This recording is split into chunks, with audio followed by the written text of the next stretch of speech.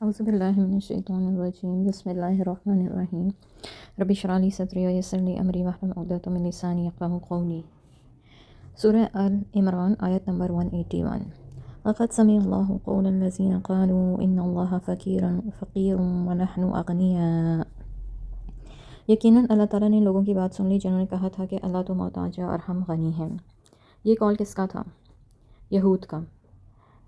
یہود میں سود خوری اور حرام خوری کی وجہ سے مال اور دولت کی ہوس اور بخل کا جو مرض تھا وہ پیدا ہو گیا تھا۔ چنانچہ جب یہ آیت نازل ہوئی کہ من ذا الذی یقرض اللہ قرضا حسنا، کہ کون ہے جو اللہ تعالیٰ کو قرض حسنا دے، تو یہود اپنے جذبہ بخل سے مغلوب ہو کر کہنے لگے کہ اس کا مطلب تو یہ ہے کہ اللہ فقیر ہے اور ہم مالدار ہیں، اسی لیے تو وہ ہم سے قرضے مانگتا ہے۔ اور ان کے اسی جواب کو اللہ تعالیٰ نے یہاں نقل فرمایا ہے۔ یہود کا یہ جواب ان کے بخل کا ہی نہیں بلکہ ان کے اندر جو خبیث باطن تھا اس کا پورا پتہ دے رہا تھا۔ حقیقت یہ ہے کہ مال تو سب اللہ ہی کا ہے، اس نے تمہیں عطا کیا ہے، اور جو قرض مانگتا ہے وہ بھی تمہارے ہی بھائی بندوں پر خرچ ہوگا، کیونکہ اللہ تو بے نیاز ہے۔ پھر اس قرضے کو اپنی طرف منسوب کرنا اور پھر اس پر بڑا اجر عطا فرمانا اللہ تعالیٰ کی خاص عنایت اور اس کا فضل ہے۔ پھر اس جملے میں جس انداز سے صدقے کی ترغیب دی گئی ہے وہ نہایت لطیف ہے، اور جتنا یہ لطیف ہے اتنا ہی بھونڈے انداز سے یہود نے اس کا جواب دیا۔ چنانچہ ان کی بدکلامی بھی ان کے اعمال میں لکھ دی گئی ہے، اسی نامہ اعمال میں جہاں جہاں ان کی انتہائی بدکرداری یعنی انبیاء کا قتل لکھا گیا تھا۔ قیامت کے دن یہ سب کچھ ان کے سامنے پیش کر دیا جائے گا، پھر ان کے کیے کی پوری سزا بھی انہیں جلا دینے والے عذاب کی صورت میں دی جائے گی۔ ذالک بما قدمت ایدیکم وان اللہ لیس بظلام للعبید۔ یہ تمہارے اپنے ہی ہاتھوں کی کمائی ہے اور اللہ یقیناً اپنے بندوں پر ظلم نہیں کرتا۔ الذین قالوا ان اللہ عہد الینا الا نؤمن لرسول حتی یأتینا بقربان تأکلہ النار۔ یہودی وہ لوگ ہیں جنہوں نے کہا تھا کہ اللہ نے ہم سے عہد لیا ہے کہ ہم کسی رسول پر اس وقت تک ایمان نہ لائیں جب تک کہ وہ ہمارے پاس قربانی لائے جسے آگ کھا جائے۔ آپ ان سے کہیے کہ مجھ سے پہلے تمہارے پاس کئی رسول آ چکے جو واضح نشانیاں لائے تھے، اور وہ نشانی بھی جو اب تم کہہ رہے ہو، پھر اگر تم اپنے قول میں سچے ہو تو تم نے انہیں قتل کیوں کیا؟ اور ان کا یہ قول صریح جھوٹا اور اللہ پر بہتان ہے۔ تورات میں موجود بائبل میں کہیں بھی یہ مذکور نہیں، یعنی لکھا نہیں ہوا کہ جو نبی آتش قربانی کا معجزہ پیش نہ کر سکے وہ نبی نہ ہوگا، یعنی کہ وہ جب بھی کوئی نبی قربانی پیش کرتا تھا تو پہلے زمانے میں ایک آگ آتی تھی اور اس قربانی کو جلا دیتی تھی، تو اگر کوئی یہ نہ پیش کر سکے تو اس کا مطلب یہ نہیں ہے کہ وہ نبی نہیں ہے۔ البتہ اس حد تک یہ بات درست ہے کہ بعض انبیاء کو یہ معجزہ دیا گیا تھا۔ سب سے پہلے تو قابیل اور حابیل کی قربانی کے قبول ہونے کا ہی یہ معیار مقرر ہوا تھا، پھر بعد میں حضرت الیاس، حضرت سلیمان اور یحییٰ کو یہ معجزہ عطا ہوا تھا، اور پھر بیشتر انبیاء ایسے تھے جنہیں یہ معجزہ نہیں بھی دیا گیا۔ اب یہود سے سوال یہ کیا جا رہا ہے کہ اگر تمہارے نزدیک کسی نبی کے برحق ہونے کا یہی معیار ہے تو پھر جن انبیاء کو یہ معجزہ دیا گیا تھا انہیں تم نے کیوں قتل کیا تھا؟ حضرت یحییٰ کو ان یہود نے قتل کر دیا اور اسرائیل کے بادشاہ کی بال پرست ملکہ حضرت الیاس کی دشمن ہو گئی، اور زن پرست بادشاہ اپنی ملکہ کے خوش کرنے کے لیے ان کے قتل کے درپے ہوا۔ آخر انہیں وہاں سے نکل کر جزیرہ نمایاں سینا میں پناہ لینی پڑی۔ لیکن اس آیت سے معلوم ہوتا ہے کہ ان انبیاء کے علاوہ اور بھی کئی انبیاء ہیں جنہیں یہ معجزہ عطا ہوا اور یہود نے انہیں قتل کیا تھا، اور یہ بھی معلوم ہوتا ہے کہ یہود نے صریح بہتان اس لیے گھڑا تھا کہ نبی آخر الزماں پر ایمان نہ لانے کے لیے ایک عذر کا کام دے، اور یہ بھی معلوم ہوا کہ یہود اپنے اللہ سے کیے ہوئے عہد کے کس حد تک پابند ہیں۔ فَإِن كَذَّبُوكَ فَقَدْ كُذِّبَ رُسُلٌ مِّن قَبْلِكَ جَاءُوا بِالْبَيِّنَاتِ وَالزُّبُرِ وَالْكِتَابِ الْمُنِيرِ۔ پھر بھی اگر وہ آپ کو جھٹلا دیں تو آپ صبر کیجیے، آپ سے پہلے کئی رسول جھٹلائے جا چکے ہیں جو روشن دلیل، صحیفے اور روشنی عطا کرنے والی کتاب لے کر آئے تھے۔ اس آیات میں بینات سے مراد جو ہے وہ معجزات ہیں، اور سے چھوٹی چھوٹی کتابیں اور نصیحت نامے، اور کتاب و منیر سے مراد ایسی جامع کتاب ہے جس میں سارے امر، حکم وغیرہ ہوں، اخلاقیات ہوں، قصے ہوں، موازات ہوں، مطلب نصیحتیں ہوں، سب کچھ موجود ہوں، جیسے تورات ہے اور قرآن کریم ہے۔ یعنی یہودی نے آتش قربانی پیش کرنے والے انبیاء کو قتل کیا، اور بہت سے رسول جو معجزات، نصیحت نامے اور جامع کتابیں لے کر آئے تھے انہیں بھی جھٹلاتے رہے ہیں۔ تو تعجب نہیں ہونا چاہیے، بلکہ آپ صبر سے کام لیجیے۔ کل نفس ذائقۃ الموت وانما توفون اجورکم یوم القیامۃ ومن زحزح عن النار وادخل الجنۃ فقد فاز وما الحیاۃ الدنیا الا متاع الغرور۔ ہر شخص کو موت کا مزہ چکھنا ہے، اور قیامت کے دن تمہیں تمہارے اعمال کا پورا بدلہ مل جائے گا۔ پھر جو شخص دوزخ سے بچا لیا گیا اور جنت میں داخل کر دیا گیا تو وہ کامیاب ہو گیا، اور یہ دنیا کی زندگی تو محض دھوکے کا سامان ہے۔ یعنی موت تو ہر ایک کو آ کر رہے گی، اور قیامت کے دن ان یہود کو ان کے اعمال کا بدلہ مل کر رہے گا۔ اور ایک حدیث میں ہے، یعنی جو مر گیا اس کی قیامت قائم ہو گئی، من مات فقط قامت قیامت۔ اس لحاظ سے عذاب اور ثواب مرنے کے ساتھ ہی عالم برزخ میں شروع ہو جاتا ہے، اور کامیابی کا معیار یہ ہے کہ انسان دوزخ کے عذاب سے بچ جائے اور جنت میں داخل ہو جائے۔ اس آیت میں ان لوگوں کا رد موجود ہے جو یہ کہتے ہیں کہ ہمیں نہ دوزخ کے عذاب سے ڈرنا چاہیے اور نہ جنت کی طلب رکھنی چاہیے، بلکہ محض اللہ کی رضا کو ملحوظ رکھ کر اس کی عبادت کرنا چاہیے۔ حالانکہ رسول اللہ صلی اللہ علیہ وسلم نے خود اپنے لیے قبر کے عذاب اور دوزخ کے عذاب سے پناہ مانگا کرتے تھے اور جنت کے لیے دعا فرماتے تھے۔ دنیا میں کسی پر بھی نعمتوں کی بارش ہونا اس بات کی دلیل نہیں بن سکتا کہ وہ حق پر ہے اور اللہ کے ہاں مقبول بندہ ہے۔ اسی طرح کسی کا مصائب و مشکلات میں مبتلا ہونا بھی اس بات کی دلیل نہیں ہو سکتا کہ اللہ اس سے ناراض ہے یا وہ باطل پرست ہے، بلکہ بسا اوقات آخرت کے نتائج اس کے بالکل برعکس ہوتے ہیں۔ لہٰذا کسی کو اس دھوکے میں نہیں رہنا چاہیے، اور اس کا دوسرا مطلب یہ ہے کہ دنیا کی عارضی بہاریں اور ظاہری زیب و زینت میں اتنی کشش ہے اور اتنی پرفریب ہے جس میں مگن ہو کر انسان آخرت سے غافل ہو جاتا ہے اور غافل رہتا بھی ہے۔ جب تک موت آ جاتی ہے تب اس کی آنکھ کھلتی ہے کہ مجھے دنیا میں رہ کر کیا کرنا چاہیے تھا اور میں کیا کرتا رہا۔ چنانچہ اسی مضمون کی ایک حدیث ہے کہ الناس نیام اذا ماتوا ان تنبہوا، یعنی لوگ سوئے پڑے ہیں اور جب مریں گے تب ہوشیار ہوں گے۔ یہ تو دنیا کے دھوکے کا پہلو ہے، اور اس کا دوسرا پہلو یہ ہے کہ جو یہ دنیا ہر شخص کے لیے دارالامتحان ہے۔ اس کی زندگی عیش و عشرت میں گزر رہی ہو یا تنگی میں، وہ خود صحت مند ہو یا بیمار ہو، عالم ہو یا نادان ہو، غرض کہ انسان کی کوئی بھی حالت ہوئے امتحانی دور سے ہی گزر رہا ہے۔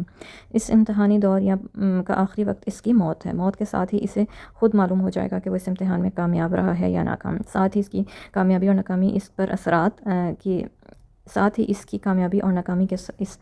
اس پر اثرات مرتب ہونا شروع ہو جائیں گے، اور آخرت میں اسے اس کے اعمال کے مطابق اچھا یا برا بدلہ مل کر رہے گا۔ اس لحاظ سے دنیا اور اس کی زندگی، بلکہ اس کا ایک ایک لمحہ نہایت قیمتی ہے، اور ہر شخص کو اپنی زندگی کے لمحات سے پورا فائدہ اٹھانا چاہیے۔ لَتُبْلَوُنَّ فِي أَمْوَالِكُمْ وَأَنفُسِكُمْ، مسلمانوں تمہیں اپنے اموال اور اپنی جانوں میں آزمائش پیش آ کے رہے گی۔ نیز تمہارے ان لوگوں سے جو تم سے پہلے کتاب دیے گئے تھے، نیز مشرکین سے بھی بہت سی تکلیف دہ باتیں سننا ہوں گی، اور اگر تم صبر کرو اور اللہ سے ڈرتے رہو تو بلا شبہ یہ بڑے حوصلے کا کام ہے۔ یہ کس کو کہا جا رہا ہے؟ مسلمانوں کو کہا جا رہا ہے کہ مسلمانوں کو اسلام کی راہ میں پیش آنے والی مشکلات کے لیے آمادہ کیا جا رہا ہے، اور آزمائش کے فوائد جو ہے وہ پہلے ہی بتا چکے ہیں۔ مختصراً یہ ہے کہ آزمائش سے صبر و استقامت کی عادت انسان کے اندر پیدا ہوتی ہے، اس کے اندر سے اخلاقی کمزوریاں جو ہیں وہ دور ہوتی ہیں، اس کا اخلاق اچھا ہو جاتا ہے، پھر اللہ تعالیٰ اس کی درجات بلند کرتے ہیں، پھر مومنوں میں اور منافقوں میں ایک فرق واضح ہو جاتا ہے۔ یہود اور مشرکین کے ہاتھوں مسلمانوں کو جو تکلیفیں پہنچی تھیں، ان کی فہرست بڑی طویل ہے، اور کتاب اور سنت میں یہ ہر جگہ پہ مذکور ہیں۔ اگر یوں کہا جائے کہ دور نبی میں ہجرت نبی سے پہلے بھی اور بعد میں بھی آپ کی زندگی انہی لوگوں سے دکھ اٹھاتے گزری تو یہ بے جانا ہوگا، اور مسلمانوں کو یہ خبر اس لیے دی جا رہی ہے کہ ذہنی طور پر مسلمان ان تکلیفوں کو برداشت کرنے کے لیے تیار رہیں، اور یہ اس وقت کے مسلمانوں کے لیے بھی ہے اور آج کل کے مسلمانوں کے لیے بھی۔ وَإِذْ أَخَذَ اللَّهُ مِيثَاقَ الَّذِينَ أُوتُوا الْكِتَابَ لِتُبَيِّنُنَّهُ لِلنَّاسِ وَلَا تَكْتُمُونَهُ، اور جب اللہ تعالیٰ نے ان لوگوں سے پختہ عہد لیا تھا کہ جو کتاب دیے گئے کہ وہ لوگوں کے سامنے کتاب کو وضاحت سے بیان کریں گے اور اسے چھپائیں گے نہیں، تو کیا کیا تھا انہوں نے؟ یہود سے ہرگز یہ عہد نہیں لیا گیا تھا کہ صرف اسی نبی کو سچا سمجھیں اور اس پر ایمان لائیں جس کو آتش قربانی کا معجزہ دیا گیا ہو، لیکن انہوں نے اپنی طرف سے اللہ پر یہ بہتان لگا دیا تھا تاکہ رسول اللہ پر ایمان نہ لانے کا بہانہ ہاتھ آ جائے، اور جو عہد ان سے لیا گیا تھا اس کی ایک شک میں انہوں نے اس عہد کو توڑ ڈالا اور جی بھر کے عہد شکنی کی۔ ان سے عہد یہ لیا گیا تھا کہ وہ تورات پر سختی سے عمل کریں گے، اس کی خوب اشاعت کریں گے، یعنی اس کو خوب پھیلائیں گے، اور اس میں جو کچھ بھی ہے اسے چھپائیں گے نہیں۔ لیکن یہود نے کیا کیا؟ انہوں نے بے شمار احکام کی خلاف ورزی کی جن کی تفصیل پہلے بھی گزر چکی ہے، اور اس کی بہت سی آیات کو چھپاتے رہے۔ مثلاً ایسی آیات جن میں آپ صلی اللہ علیہ وسلم کی بشارت دی گئی تھی، یا رجم سے متعلق جو آیات تھیں، پھر انہوں نے تحریف لفظی بھی کی اور معنوی بھی کی، مطلب اس کے لفظوں میں بھی تبدیلی کر دیتے تھے اور معنی میں بھی تبدیلی کر دیتے تھے، اور کیا کرتے تھے، اور دوسروں کا مال بٹونے کی خاطر اس کو استعمال کرتے تھے، اور غیر یہود سے سود بھی وصول کر لیتے تھے، اور کسی بھی ناجائز طریقے سے ان کا مال ہڑپ کرنے میں وہ کوئی قباحت نہیں سمجھتے تھے، یا غلط فتوے دے کر پیسے بٹورتے تھے۔ آج کل کے مسلمان کیا کر رہے ہیں؟ لا تحسبن الذين يفرحون بما آتوا ويحبون أن يحمدوا بما لم يفعلوا فلا تحسبنهم بمفازة من العذاب ولهم عذاب عليم، جو لوگ اپنے کرتوتوں پر خوش ہوتے ہیں اور چاہتے یہ ہیں کہ ان کے ایسے کاموں پر تعریف کی جائے جو انہوں نے کیے بھی نہیں، ان کے متعلق یہ گمان نہ کیجیے کہ وہ عذاب سے نجات پا جائیں گے، ان کے لیے تو دردناک عذاب ہے۔ اس آیت سے کیا پتہ چلتا ہے؟ پہلی بات یہ کہ ابن عباس کہتے تھے کہ اپنے یہود کو بلا بھیجی اور ان سے دین کی کوئی بات پوچھی، انہوں نے حق چھپایا اور غلط بات بتلا دی، پھر سمجھے کہ ہم نے کمال کیا ہے، آپ کے نزدیک قابل تعریف ٹھہرے، یعنی آپ کو بتلایا بھی اور حق چھپا بھی لی، پھر یہی آیت پڑھی جائے۔ یعنی یہود کو انہوں نے بلایا اور ان سے کہا کہ اپنی دین کوئی بات بتائیں، تو انہوں نے دین بتا دی اور حق بات چھپا لی۔ دوسری بات یہ کہ مروان نے اپنے دربان رافع کو حضرت عبداللہ بن عباس کے پاس بھیجا کہ اس آیت کا مطلب پوچھ کے آؤ، کیونکہ اس آیت کی روح سے ہر شخص عذاب کا مستحق قرار پاتا ہے، کیونکہ ہر شخص کو جو نعمت ملی ہے یا جو وہ کرتا ہے اس پر خوش ہوتا ہے، اور وہ یہ بھی چاہتا ہے کہ اس کے ناکردہ کام پر اس کی تعریف کی جائے، یعنی جو کام نہیں کیا اس پہ بھی تعریف کی جائے۔ چنانچہ رافع ابن عباس کے پاس آئے تو ابن عباس نے فرمایا تو مسلمانوں کا اس سے کیا تعلق ہے؟ پھر انہوں نے اس سے پہلی آیت ساتھ ملا کر پڑھی اور کہا یہ ان یہودیوں کے حق میں ہے جنہیں آپ نے بلا کر ان سے کوئی بات پوچھی تو انہوں نے حق بات تو چھپا دی اور کوئی غلط بات بتا دی، پھر یہ سمجھے کہ وہ ان کے نزدیک قابل تعریف ٹھہرے، یعنی آپ کو بتلا بھی دیا اور حق بھی چھپا لیا، پھر آپ نے یہ آیت پڑھی۔ اور تیسری بات یہ ہے کہ حضرت ابو سعید خدری فرماتے ہیں کہ آپ کے زمانے میں چند ایسے منافق تھے کہ جب آپ جہاد پر جاتے ہو پیچھے رہ جاتے، خوش ہوتے، پھر جب آپ واپس آتے تو قسمیں کھا کے طرح طرح کے بہانے بناتے، اور یہ بات انہیں اچھی لگتی تھی کہ ان کے نہ کردہ کاموں پر بھی ان کی تعریف کی جائے۔ انہی کے بارے میں یہ آیت نازل ہوئی ہے۔ کیونکہ پیچھے یہود کے کرتوتوں کا ذکر چل رہا ہے تاہم اس مضمون میں منافقین تو کیا خود مسلمانوں کو بھی شامل کیا جا سکتا ہے، یعنی جو شخص بھی ایسی شہرت پسند کرتا ہو کہ فلاں آدمی بڑا مخلص، دیانتدار، ایثار پسند ہے، خدمت خلق کرتا ہے اور عالم دین ہے، یا ان میں سے کسی بھی صفت کی شہرت چاہتا ہو، جبکہ حقیقت میں معاملہ ایسا نہ ہو، یا کسی نے اچھے کام میں محنت تو تھوڑی ہی کی مگر شہرت اور ناموری اس سے بہت زیادہ چاہتا، تو اس کا وہی حشر ہوگا جو اس آیت میں لکھا ہوا ہے۔ وَلِلَّهِ مُلْكُ السَّمَاوَاتِ وَالْأَرْضِ وَاللَّهُ عَلَىٰ كُلِّ شَيْءٍ قَدِيرٌ، آسمانوں اور زمین کا مالک اللہ ہی ہے اور اللہ ہر چیز پر قادر ہے۔ إِنَّ فِي الْخَلْقِ السَّمَاوَاتِ وَالْأَرْضِ وَاخْتِلَافِ اللَّيْلِ وَالنَّهَارِ لَآيَاتٍ لِأُولِي الْأَلْبَابِ، آسمانوں اور زمین کی پیدائش میں اور رات و دن کے باری باری آنے جانے میں اہل عقل کے لیے بہت سی نشانیاں ہیں۔ یعنی عقل مند انسان جب زمین اور آسمان کی پیدائش، سورج اور چاند کے گردش اور سیاروں کے احوال، دن رات کی آمد و رفت کے مضبوط اور نظام میں غور کرتا ہے کہ کس طرح سب سیارے ایک رفتار اور قانون کے تحت فضاؤں میں گردش کر رہے ہیں اور لمحہ بھر بھی فرق نہیں پڑتا، تو اسے یقین کرنا پڑتا ہے کہ یہ تمام تر کارخانہ کائنات ایک ہی قادر مطلق اور مختار کل کے ہاتھ میں ہو سکتا ہے، جس نے اپنی عظیم قدرت اور اختیار سے کائنات کی ہر چھوٹی بڑی چیز کو اپنی حدود میں جکڑ رکھا ہے، کسی کی مجال نہیں کہ وہ حدود سے تجاوز کر سکے۔ جیسے کوئی جو چاند ہے وہ جا کے سورج کو نہیں پکڑ سکتا اور سورج چاند کو نہیں پکڑ سکتا۔ اگر اس عظیم الشان کارگاہ کا ایک پرسہ یا کوئی کارندہ اس مالک الملک کی قدرت اور تصرف سے باہر ہوتا تو کارخانہ عالم کا یہ جو نظام ہے یہ ہرگز قائم نہ رہ سکتا، یعنی ایک چیز بھی اگر کائنات میں ادھر سے ادھر ہو جاتی تو کائنات اس طرح نہ چلتی جس طرح آج چل رہی ہے۔ الذين يذكرون الله قياما وقعودا وعلى جنوبهم ويتفكرون في خلق السماوات والأرض ربنا ما خلقت هذا باطلا سبحانك فقنا عذاب النار، جو اٹھتے بیٹھتے اور لیٹتے حلال میں اللہ کو یاد کرتے ہیں اور آسمان اور زمین کی پیدائش میں سوچ بچار کرتے ہیں اور پکار اٹھتے ہیں اے ہمارے پروردگار، تو نے یہ سب کچھ بے مقصد پیدا نہیں کیا، تیری ذات اس سے پاک ہے، بس اے پروردگار ہمیں دوزخ کے عذاب سے بچا لیں۔ اس آیت سے معلوم ہوتا ہے کہ عقل مند صرف وہ لوگ ہیں جو اس کارخانہ قدرت میں غور کرنے کے بعد اللہ کی بے پناہ قدرت کی حقیقت تک پہنچ جاتے ہیں، پھر اس اعتراف حقیقت کے نتیجے میں ان کے بدن محبت الہی میں سرشار ہو کر اس کی حمد و ثنا کرتے ہیں اور ہر حال میں اللہ کا ذکر کرتے ہیں اور اس کی عظمت کا اعتراف کرتے ہیں۔ لیکن جو لوگ اس قدرت میں غور و فکر کرنے کے بعد اس نتیجے پہ پہنچیں کہ یہ عالم میں مادہ سے بنا ہے، پھر اتفاق سے یوں ہو گیا، پھر اتفاق سے وہ ہو گیا، اور اس کے مضبوط نظام کائنات کو محض اتفاقات کا نتیجہ قرار دے دیں، وہ ہرگز اہل عقل نہیں ہیں، کیونکہ اتفاق سے کبھی کبھار تو خیر پیدا ہو سکتی ہے لیکن مسلسل خیر کبھی پیدا نہیں ہو سکتی۔ ایسے لوگوں کو اپنی عقل کو ہاتھ مارنی چاہیے، جیسے کہ اس کائنات کی ہر ایک چیز نہایت خوبی کے ساتھ اپنے اپنے فرض انجام دے رہی ہے، گویا اس آیت اور اس جیسی دوسری آیات میں دہریت کا رد موجود ہے، یعنی وہ لوگ جو ایتھیسٹ ہیں، جو کہتے ہیں کہ کائنات جو بلیو نہیں کرتے گاڈ پر، تو ان کے اس عقیدے کو یہاں پر رد کیا جا رہا ہے۔ اس کائنات کے نظام میں غور و فکر کرنے سے اہل عقل پر یہ حقیقت سامنے ہو جاتی ہے کہ اس کائنات میں ایک انسان ہی ایسی مخلوق ہے جو جسے عقل اور تمیز عطا کی گئی ہے، اسے اللہ نے کچھ اختیارات بھی دیے ہیں اور اخلاقی حس بھی اس کے اندر پیدا کی ہے، لہٰذا یہ بات سراسر عقل اور حکمت کے خلاف ہے کہ اس سے اس کی دنیا کی زندگی کے بارے میں پوچھا نہ جائے اور اسے نیکی پر جزا نہ دی جائے اور بدی پر سزا نہ دی جائے۔ ایک انسان عمر بھر ظلم کرتا ہے، لوگوں کو بھی پریشان کرتا ہے، ان کے حقوق بھی غصب کرتا ہے، لیکن اسے اس دنیا میں کوئی سزا نہیں ملتی۔ اس طرح بعض دفعہ ایک نیک اور دیندار انسان کی ساری عمر سختیاں اور مصائب برداشت کرتے اور تنگی اور تنگ دستی کے عالم میں گزر جاتی ہے اور اسے کبھی راحت میسر نہیں آتی، کبھی سکون نہیں ملتا۔ یہ بات اللہ تعالیٰ کے عدل کے خلاف ہے۔ اس سے ایک عقل مند انسان لازماً یہ سوچنے پر مجبور ہو جائے گا کہ اس کی دنیا کی زندگی کے بعد ایک اور زندگی ہونی چاہیے جس میں ہر ایک کو اس کے کیے کا بدلہ دیا جا سکے۔ اس طرح انہیں آخرت زندگی کا یقین حاصل ہو جاتا ہے، وہ اللہ کی طرف سے پناہ مانگنے لگتے ہیں۔ باطل کی ضد حق ہے، اور جس طرح حق کا لفظ وسیع المعانی ہے، اسی طرح باطل کے بھی بہت سے معنی ہیں۔ مثلاً باطل کا معنی جھوٹ، جھوٹی بات، بہتان، عبث، بیکار، بے مقصد ہے۔ اس آیت میں بتلایا جا رہا ہے کہ یہ کائنات بے مقصد پیدا نہیں کی گئی، جیسے کہ مادہ پرستوں دہریوں اور کا خیال ہے کہ مادہ کے اجزاء باہم ملتے گئے اور کائنات کی ایک ایک چیز وجود میں آتی گئی۔ ہائیڈروجن کے ذرات ملے تو سورج پیدا ہو گیا اور وہ خود بھی گھومنے لگا، پھر اس سے ایک حصہ کٹ کر علیحدہ ہوا تو وہ زمین بن گئی۔ زمین نے جب گھومنا شروع کیا تو اس کا ایک حصہ کٹ کر علیحدہ ہوا تو وہ چاند بن گیا، اور اسی طرح دوسرے سیارے وجود میں آتے گئے اور انہی اتفاقات سے کائنات کی ایک ایک چیز بن گئی۔ پھر ایک وقت آئے گا کہ جس طرح کائنات کی ہر چیز جیسے اتفاق سے بنتی ہے اسی طرح تباہ ہو جائے گی، اور تباہی کے بعد پھر اجزاء ملنا شروع ہو جائیں گے، اور یہ سلسلہ یوں ہی ہمیشہ ہمیشہ کے لیے چلتا رہے گا۔ گویا ان کے خیال میں یہ کائنات محض ایک تماشا گاہ ہے اور اس کی مختلف صورتیں اور اتفاقات کا کھیل ہے۔ اس کے برعکس اللہ تعالیٰ نے یہ بتلایا کہ پوری کائنات کو درکنار کائنات کی کوئی چیز بھی بیکار نہیں پیدا کی گئی، بلکہ بامقصد طور پر پیدا کی گئی ہے۔ قرآن کی تصریحات کے مطابق زمین اور اس کی اشیاء، شمس اور قمر اور ستارے سب انسان کی خدمت کے لیے بنائے گئے ہیں اور اس کی خدمت پر مامور ہیں۔ زمین سے انسان کی ہر طرح کی جسمانی ضروریات پوری ہوتی ہیں، اور سورج اور اس کی گردش سے رات دن پیدا ہوتے ہیں، موسم بدلتے ہیں اور فصلیں پکتی ہیں۔ چاند سے رات کو روشنی اور ٹھنڈک ملتی ہے اور پھولوں میں رس پیدا ہوتا ہے۔ ستاروں سے ہم رات کے اوقات کا تعین کرتے ہیں، روشنی حاصل کرتے ہیں اور رہنمائی حاصل کرتے ہیں، اور پھر یہ آسمان کی زینت بھی ہیں، یعنی خوبصورتی۔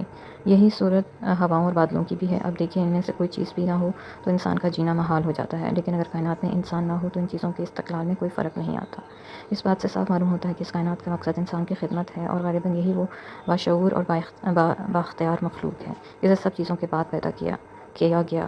لہٰذا یہ کائنات یوں ہی بے مقصد نہیں بلکہ ایک نہایت اہم مقصد کے ساتھ وجود میں لائی گئی، اور اللہ تعالیٰ کبھی کوئی چیز بے مقصد پیدا نہیں فرماتا، اس کی ذات اس سے پاک ہے۔ اب اس سے اگلا سوال یہ ہے کہ یہ سب کچھ تو انسانوں کے لیے ہے، تو پھر انسان کی زندگی کا مقصد کیا ہے؟ تو اس کا جواب اللہ تعالیٰ نے یہ دیا، وَمَا خَلَقْتُ الْجِنَّ وَالْإِنسَ إِلَّا لِيَعْبُدُونِ۔ سورہ ذاریات میں آتا ہے کہ میں نے جنوں اور انسانوں کو پیدا ہی اس لیے کیا کہ وہ میری عبادت کریں، اور عبادت کا مفہوم اس قدر وسیع ہے کہ اس میں ہر طرح کے شرک کا رد ہے، ہر طرح کے شرک کا رد ہے، توحید کی اہمیت ہے، قانون ہے جزا اور سزا کا، جنت اور دوزخ ہے، بلکہ پوری کی پوری شریعت اس میں آ جاتی ہے۔ کائنات کا خالق اور اس کائنات میں انسان کا مقام، یہ تین چیزیں ایسی ہیں جن کی حقیقت معلوم کرنے اور ان کا صحیح تعین کرنے پر اہل عقل جو ہیں وہ آدم سے لے کر غور و فکر کرتے رہے ہیں۔ پھر کسی سائنسدان یا فلاسفر نے بھی وہی الہی سے بے نیاز ہو کر سوچنا شروع کیا تو اکثر اس کی عقل نے ٹھوکر ہی کھائی۔ ربنا انک من تدخل النار فقد اخزیتہ وما للظالمین من انصار، کیونکہ جسے تو نے دوزخ میں ڈالا تو گویا اسے بڑی رسوائی میں ڈال دیا، اور وہاں ظالموں کا کوئی بھی مددگار نہ ہوگا۔ ربنا اننا سمعنا منادیا ینادی للایمان ان آمنوا بربکم فآمنا ربنا فاغفر لنا ذنوبنا وکفر عنا سیئاتنا وتوفنا مع الابرار۔ اے ہمارے پروردگار، ہم نے پکارنے والے کو سنا جو ایمان کی طرف دعوت دیتا اور کہتا تھا کہ اپنے رب پر ایمان لاؤ، تو ہم ایمان لے آئے، بس ہمارے گناہ معاف کرتے اور ہماری برائیاں دور فرما اور ہمیں نیک لوگوں کے ساتھ موت دے۔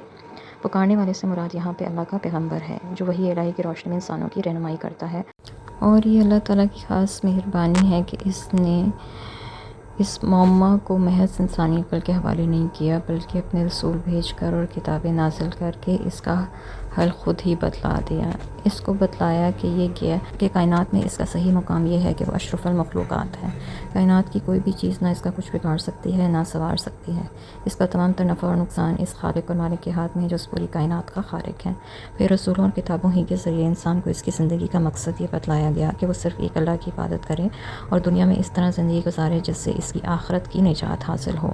ساتھ ہی ساتھ اسے یہ بھی بتلایا گیا کہ وہ محض اپنے نیک عمل پر تکیہ نہ کرے، بلکہ اپنے اللہ سے گناہوں کی بخشش بھی طلب کرتا رہے اور بھلائی کے لیے دعائیں بھی مانگتا رہے۔ ربنا وآتنا ما وعدتنا علی رسولک ولا تخزنا یوم القیامۃ انک لا تخلف الميعاد۔ اے ہمارے رب، تو نے اپنے رسولوں کی زبان پر ہم سے جو وعدہ کیا ہے وہ پورا فرما، اور قیامت کے دن ہمیں رسوا نہ کرنا، بے شک تو اپنے وعدے کی خلاف ورزی نہیں کرتا۔ یعنی وہ اپنے پروردگار سے یہ دعا مانگتے ہیں کہ ہمیں اپنے ان وعدوں کا مصدق بنا، جیسے تو نے اپنے رسولوں کے ذریعے ہم سے کیا، اور ہم سے وہ وعدے پورے کر دے۔ کہیں ایسا نہ ہو کہ دنیا میں تو ہم پیغمبروں پر ایمان لا کر کافروں کی ملامت کا نشان بنے ہوئے ہوں، اور آخرت میں بھی ان کے سامنے ہماری رسوائی ہو، اور وہ ہمارا مذاق اڑائیں کہ ایمان لا کر بھی تمہیں کیا حاصل ہوا۔ اور دوسرا معنی اس کا یہ بھی ہے کہ تو نے ہم سے جو اس دنیا میں کفار پر فتح اور نصرت کے وعدے کرنے کا نصرت عطا کرنے کا وعدہ کیا ہے، اسے پورا فرما اور کافروں اور منافقوں کے مذاق اور لعن طعن سے ہمیں بچا لے۔ فاستجاب لهم ربهم أني لا أضيع عمل عامل منكم من ذكر أو أنثى सो इनके परवरदिगार ने उनकी दुआ कबूल करते हुए फरमाया, मैं किसी अमल करने वाले के अमल को ख्वाह वो मर्द हो या औरत ज़ाया नहीं करूँगा, क्योंकि तुम दोनों एक दूसरे का हिस्सा हो। लिहाजा जिन लोगों ने हिजरत की और अपने घरों से निकाले गए और मेरी राह में दुख उठाए, और जिन लोगों ने जहाद किया और शहीद हो गए, मैं ज़रूर उनकी बुराइयाँ उनसे दूर कर दूँगा और ऐसे बागात में ज़रूर दाखिल करूँगा जिनके नीचे नहरें बह रही होंगी। अल्लाह के यहाँ इनका यही बदला है, और अल्लाह के यहाँ जो बदला है वो बहुत ही अच्छा बदला है। यानी मर्द और औरत चूँकि दोनों एक ही नौ से हैं, लिहाजा नेक अमाल का जिस कदर बदला मर्दों को मिलेगा इतना ही औरतों को मिलेगा। अमाल की जज़ा के लिहाज से दोनों में कोई फ़र्क नहीं, और इस दुनिया में जो मर्द को बीवी पर तवफ़्फ़ुक़ दर्जा हासिल है, इसकी दो वजूहात हैं। एक आइली निज़ाम का इस्तक़लाल, और जो एक ही सरबराह की सूरत में बरकरार रह सकता है, और मर्द चूँकि क़ुव्वत के लिहाज से औरत से मज़बूत है, लिहाजा घर का सरबराह वही होना चाहिए। और दूसरा ये कि मर्द चूँकि बीवी के नान नफ़क़े और औलाद की तरबियत और अख़राजात का ज़िम्मेदार होता है, लिहाजा अक़ली तौर पर भी जिसका ख़र्च हो रहा है इसी की राय को फ़ौक़ियत दी जानी चाहिए। और ये मामला सिर्फ घरेलू निज़ाम तक महदूद है। रही जज़ाए अमल की बात, तो इसका इन्हिसार नौ पर नहीं बल्कि हर अमल करने वाले की नीयत पर है, यानी मर्द और औरत होने पर नहीं है। जिस कदर नीयत पाकीज़ा होगी उतना ही अजर मिलेगा। जिन लोगों ने अल्लाह की राह में और इस्लाम को सरबुलंद रखने और करने और रखने की खातिर जान और माल और वतन की कुर्बानियाँ दी हैं और तरह तरह के दुख उठाए हैं, ख्वाह वो मर्द हों या औरतें हों, सबसे यकसा सलूक करते हुए इनकी गुनाह माफ़ फरमा देगा और इनकी कुर्बानियों का बेहतरीन सिला अता फरमाते हुए इन्हें बाग़ात में दाखिल करेगा। रवायात में आया है कि एक दफ़ा हज़रत उम्मे सलमा ने आपसे अर्ज़ किया, या रसूलल्लाह, कुरान में जहाँ कहीं हिजरत या अमाल हसना का ज़िक्र आता है तो मर्दों का ही आता है, औरतों का क्यों नहीं आता? तो इस बात का जवाब इस आयत में दिया गया है। ला युग़र्रन्नका तक़ल्लुबुल्लज़ीना कफ़रू फ़िल बिलाद। ए नबी, मुल्क में काफिरों के इधर-उधर चलने फिरने से आपको किसी किस्म का धोखा ना होना चाहिए। यानी अल्लाह के दीन की मुखालफत के बावजूद कुफ़ार के तजारती काफ़िले यमन से शाम तक जाते हैं और मुनाफा कमाते और फिर ऐश और इशरत से अपनी ज़िंदगी बसर करते। तो इस चंद रोज़ा ऐश और आराम से ये ना समझाया जाए कि अल्लाह उन पर मेहरबान है, क्योंकि आखिरत में उनके लिए दायमी अज़ाब है। लिहाजा किसी को इस फ़रेब में नहीं पड़ना चाहिए। मताउन क़लील सुम्मा मअवाहुम जहन्नम व बि'सल मिहाद। ये चंद रोज़ा ज़िंदगी का लुत्फ़ है, फिर मौत के बाद उनका ठिकाना दोज़ख है, जो बहुत बुरा ठिकाना है। लकिन्नल्लज़ीना इत्तक़ू रब्बहुम लहुम जन्नातुन तजरी मिन तहतिहल अनहारु ख़ालिदीन फ़ीहा नुज़ुलुम मिन इंदिल्लाह। और लेकिन जो लोग अपने परवरदिगार से डरते रहे, उनके लिए ऐसे बागात हैं जिनके नीचे नहरें जारी हैं, वो इनमें हमेशा रहेंगे। इन दो आयात में एक मुसलमान और एक काफिर की दुनिया की और आखिरत की ज़िंदगियों का तज़ाद पैदा किया जा रहा है, फ़र्क बताया जा रहा है। फ़र्ज़ कीजिए कि काफिर की दुनिया की ये चंद रोज़ा ज़िंदगी ऐश और आराम से गुजरती है, हालांकि अमलन ऐसा नहीं होता, इससे भी दुनिया में कई तरह के गम और तकलीफ़ें बर्दाश्त करनी पड़ती हैं, लेकिन आखिरत में हमेशा वो अज़ाब में मुब्तला रहता है। और मुसलमान की चंद रोज़ा ज़िंदगी दुख में, मसाइब में, परेशानियों में, तंगदस्ती में गुजरती है, हालांकि अमलन ऐसा नहीं होता, इससे भी इस दुनिया में खुशी और खुशहाली के लम्हात मैसर आते ही रहते हैं, लेकिन आखिरत में हमेशा के लिए उसके लिए हर तरह की नेमतें ही नेमतें और ऐश और इशरत की ज़िंदगी हो। तो बताइए कि इन दोनों में से कौन फ़ायदे में रहा? लिहाजा महज दुनियावी ज़िंदगी का ही तकाबुल करके धोखे में ना आना चाहिए। मेहमानी का लफ्ज़ इसलिए फ़रमाया कि अहले जन्नत को अपने खाने पीने के लिए खुद कुछ भी मुशक्क़त या तरद्दुद नहीं करना पड़ेगा, बल्कि इज़्ज़त और आराम से बैठे बैठाए हर चीज़ तैयार मिल जाया करेगी, जैसे किसी मेहमान को मिलती है। दुनिया में इन लोगों ने जिस कदर ज़्यादा दुख और इस्लाम की राह में मसाइब बर्दाश्त किए होंगे, इतना ही उन्हें बेहतर से बेहतर इनामात से नवाजा जाएगा। व इन्ना मिन अहलिल किताबि लिमन युमिनु बिल्लाहि व मा उनज़िला इलैकुम व मा उनज़िला इलैहिम ख़ाशिईना लिल्लाह। अहले किताब में से कुछ ऐसे भी हैं जो अल्लाह पर ईमान लाते हैं और इस पर भी जो तुम्हारी तरफ उतारा गया, यानी कुरान, और इस पर भी जो उनकी तरफ उतारा गया। वो अल्लाह के हुज़ूर आजिज़ी करने वाले हैं और थोड़ी सी कीमत के अवज़ अल्लाह की आयत को बेच नहीं खाते। ऐसे लोगों का अजर उनके परवरदिगार के यहाँ मौजूद है। बिलाशुबा अल्लाह ताला हिसाब चुकाने में देर नहीं लगाता। यहूद में से कुछ ऐसे भी लोग मौजूद थे जो अल्लाह से डरने वाले थे, हराम खोरी से बचने वाले थे, दयानतदार थे, नेक थे। अगरचे ऐसे लोग बहुत कम थे, ताहम थे, और इनका जिक्र पहले सूरह अल इमरान में भी गुजर चुका है। यही वो लोग थे जो रसूलुल्लाह सल्लल्लाहु अलैहि वसल्लम पर ईमान लाए, और ऐसे लोग दोहरे सवाब के मुस्तहिक होते हैं, एक अपने नबी पर और उनकी किताब पर ईमान लाना, दूसरा आखिरी नबी पर और कुरान पर ईमान लाना। चुनांचे आपने फरमाया कि 3 आदमियों को दोहरा अजर मिलेगा। एक तो जिसकी कोई लौंडी हो और इसकी अच्छी तालीम और तरबियत करे, अदब सिखलाए, फिर इससे निकाह कर ले। दूसरा इस यहूदी या ईसाई को जो अपने पैगम्बर पर ईमान लाए थे, मोहम्मद सल्लल्लाहु अलैहि वसल्लम पर भी ईमान लाए। तीसरा इस गुलाम को जो अल्लाह और अपने आका दोनों का हक अदा करे। या अय्युहल्लज़ीना आमनू सबिरू वसाबिरू वराबितू। ए ईमान वालों, सब्र करो, पादरी दिखलाओ और हर वक्त जहाद के लिए तैयार हो और अल्लाह से डरते रहो। तो है कि इस तरह तुम कामयाबी हासिल कर सकोगे। साबिरों के 2 मायने हो सकते हैं। एक ये कि एक दूसरे से बढ़कर सब्र करो, और दूसरा ये कि एक दूसरे को सब्र की तलकीन करते रहो, यानी जो इस्लाम की राह में मुश्किलात आने पर ख़ुद भी साबिर कदम रहें, ثابت قدم رہیں اور دوسروں کو بھی ایسی ہی تلقین کرتے رہیں اور ان کی ڈھارس بندھاتے رہیں۔ اسی طرح رابطوں میں جہاد کے لیے تیار رہنا، کسی چوکی پر پہرا دینا، مورچے پر رہنا اور اپنی مملکت کی سرحدوں کی حفاظت کرنا سب کچھ شامل ہے۔ اور رسول اللہ صلی اللہ علیہ وسلم نے فرمایا کہ اللہ کی راہ میں ایک دن مورچے پر رہنا دنیا اور مافیہ سے بہتر ہے، اور تم میں سے کسی کو ایک کوڑا رکھنے کے برابر جنت میں جگہ مل جائے تو وہ دنیا مافیہ سے بہتر ہے، اور شام کو جو آدمی اللہ کی راہ میں جہاد میں چلے یا صبح کو تو وہ دنیا مافیہ سے بہتر ہے۔ صحیح بخاری میں یہ حدیث آتی ہے۔ آپ نے فرمایا ایک دن رات پہرا دینا ایک ماہ کے روزے اور قیام سے بہتر ہے۔ اگر وہ پہرا دیتے ہوئے شہید ہو گیا تو اس کا یہ عمل برابر جاری رہے گا اور اس کو اس پر اجر دیا جائے گا اور وہ فتنوں سے امن میں رہے گا۔ صحیح مسلم میں یہ آتا ہے۔ بعض فقہا کو جہاد فی سبیل اللہ سے بھی زیادہ اہمیت دیتے ہیں۔ وجہ یہ ہے کہ جہاد غیر مسلموں سے کیا جاتا ہے اور بعد خود مسلمانوں کی حفاظت کے لیے ہوتا ہے۔ مدنی دور کے ابتدائی سالوں میں مدینہ کے ارد گرد بسنے والے مشرک قبائل آپس میں جوڑ کر مدینہ پر حملے کی سازشیں کرتے رہتے تھے۔ آپ ان کے حالات سے ہر لحاظہ باخبر رہتے اور جب محسوس کرتے کہ مدینہ کی طرف کوئی بری نظروں سے دیکھ رہا ہے تو فوراً خود وہاں پہنچ جاتے یا سریہ بھیج دیتے۔ صلح حدیبیہ سے پہلے اکثر ایسے اوقات پیش آتے رہے اور بسا اوقات یوں ہوا کہ دشمن اسلامی دستوں کی آمد کی خبر پا کے تتر بتر ہو جاتا تھا۔ 9 ہجری میں عرب کا بیشتر علاقہ اسلام کے زیر نگین آ گیا تو شام کی سرحدوں پر عرب عیسائیوں نے جو کیسر روم کے زیر اثر تھے مسلمانوں کی سرحد پر اپنے افواج کو اکٹھا کرنا شروع کر دیا۔ یہ افواہ پھیلی کہ 2 لاکھ عیسائی اس سرحد پر جمع ہو رہے ہیں۔ غزوہ تبوک کسی وجہ سے پیش آیا تھا۔ اسلامی لشکر کے پہنچنے سے پہلے ہی دشمن کا لشکر منتشر ہو گیا اور جنگ کی نوبت ہی نہ آئی۔ دور فاروقی میں یعنی حضرت عمر کے دور میں جب اسلامی سلطنت کی سرحدیں بہت وسیع ہو گئیں تو سرحدوں پر فوجی چھاؤنیاں قائم کر دی گئیں جہاں ہر وقت فوجی موجود رہتے تھے تاکہ دشمن کی نقل و حرکت کو جان سکیں۔ اور بعض لوگوں نے رابطوں سے باہم رباط اور معاشرتی آداب کو ملحوظ رکھنا مراد لیا، یعنی جیسے صلہ رحمی ہے، رشتوں ناتوں کا پورا لحاظ رکھو اور ہر شخص دوسرے کے حقوق اور ادب کا لحاظ کرے، معاشرے میں ہمدردی ہو، مروت ہو اور اخوت کی فضا پیدا کرنے کی کوشش کرے، دوسروں سے احسان اور بہتر سلوک کرنا وغیرہ سب باتیں اسی میں شامل ہیں۔ سورہ آل عمران میں چونکہ غزوہ احد کا تفصیلی بیان آیا ہے اور اس کا بہت سا حصہ اسی غزوے کے حالات پر مشتمل ہے، اور یہ آخری آیت گویا اس سورہ کا لب و لباب ہے جس میں مسلمانوں کو کفار کے مقابلے میں ہر وقت پیار رہنے کے ضمن میں جامع ہدایت دی گئی ہیں۔ یہاں پہ ہماری سورہ آل عمران ختم ہوتی ہے۔ وآخر دعوانا ان الحمد للہ رب العالمین، سبحانک اللہم و بحمدک، اشہد ان لا الہ الا انت، استغفرک و اتوب الیک۔ السلام علیکم ورحمۃ اللہ وبرکاتہ۔